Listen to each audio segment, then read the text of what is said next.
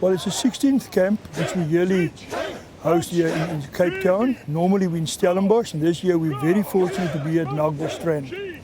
The purpose of this camp is to bring all the karate of Southern Africa together so that they can also meet each other, train together, learn from each other, learn from the different Japanese instructors. I have had maybe about 10 different instructors over the last 16 years. And everybody who comes contribute in a different way. Some of the instructors are better with weapons. Some are tournament fighters, ex-tournament fighters. Some is specialists in kata. Like Shanakiyama was here this year. He's actually done judo for 55 years and karate for 42 years. But Shanakiyama is 72 years old. You'll never say he's 72. You know, I guessed early 60s. The experience he has, I mean, he could teach us new stuff every day for a week, even a month. And it's also not about learning something new, it's perfecting it. Because we have to learn to perfect the technique that when a guy attacks you, you mustn't think, it must happen by itself. Sensei Shinone is in his late 40s. He's done martial arts also for close to 35 years, I think. His expertise again is the Iken, the energy training. And that is something which no film producers ever brought into a movie because it's something that gives you tremendous power. Now we are 98%, I think, the same genetics as a orang-utan. Yet they are 4 times pound for pound stronger than us. We've lost that. And by doing Iken, we can regain, you can actually become much, much stronger. The Japanese are very precise. You know, that is in their nature. Their trains stop on time. They stand in straight lines, even on the stations. So that is the way they are. You know, I think we can all do with discipline. And the kids coming here, they also learn discipline. Like today, I had some kids that were very excited and didn't follow the rules. I spoke to them. And we gave them some exercises. Now they understand why and how. So it's a learning experience for them.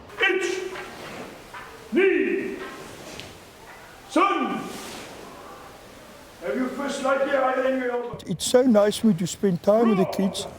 Now I have time to talk to them.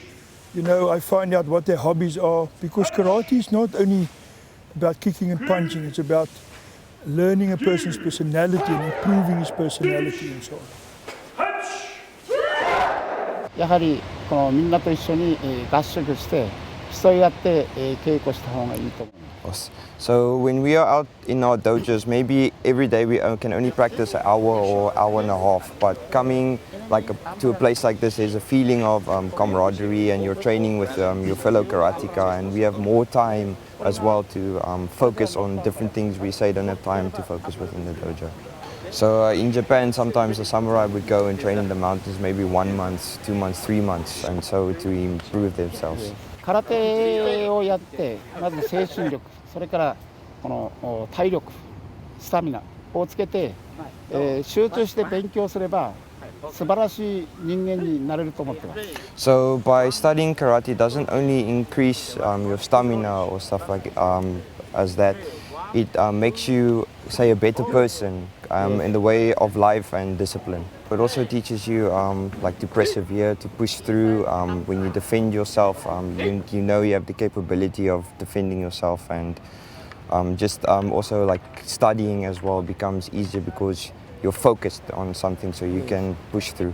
で、それで、将来的には南アフリカのために役に立つ人間になってほしいと思います。Since I would like South African people, karatekas as well, to try to adapt to this lifestyle, not only make karate a sport, but more a way of life.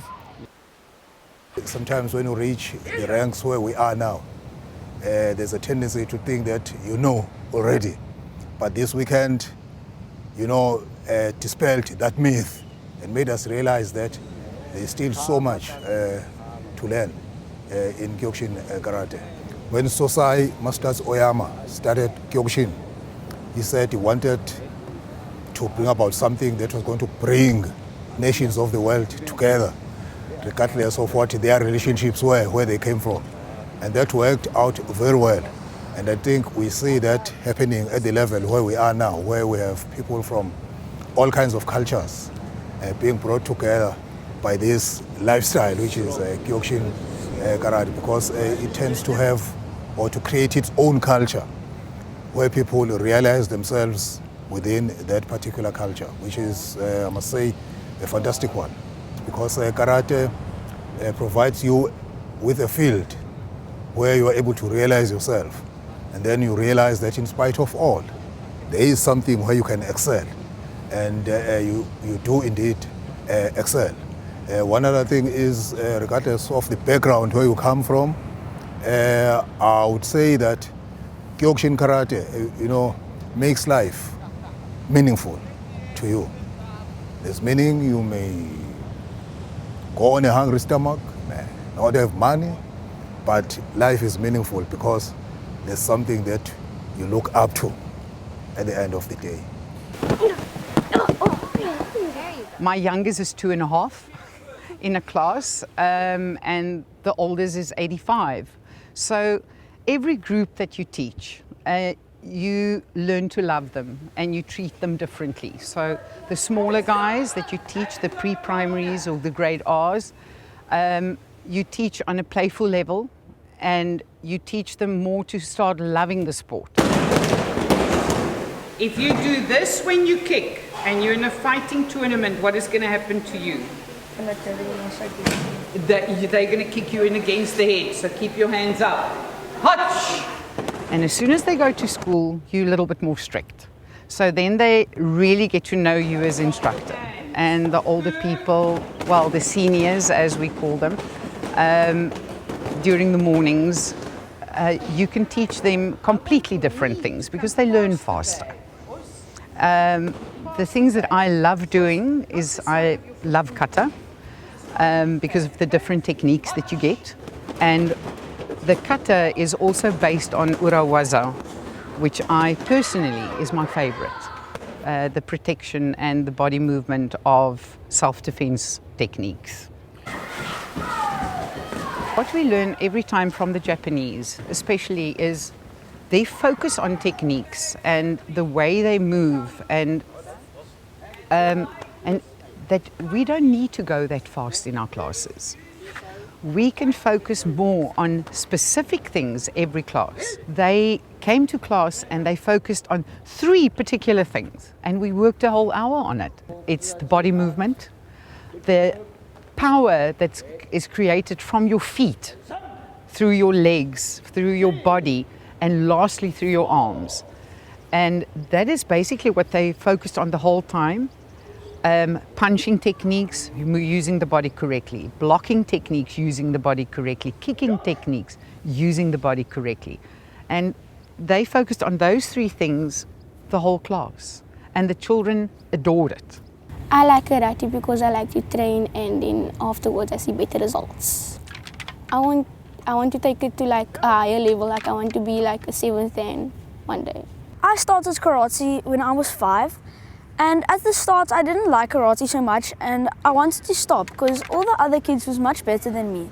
But then I decided to just start training harder, and the more I trained, the more it just became fun to me. And then it's not really a sport; it becomes a lifestyle. The camp is really nice. You get to meet new friends and old friends, and I like the beach. When you train at the beach, it's so fun. I looked at the Japanese instructors, then I thought I want to go to Japan and be a Japanese master.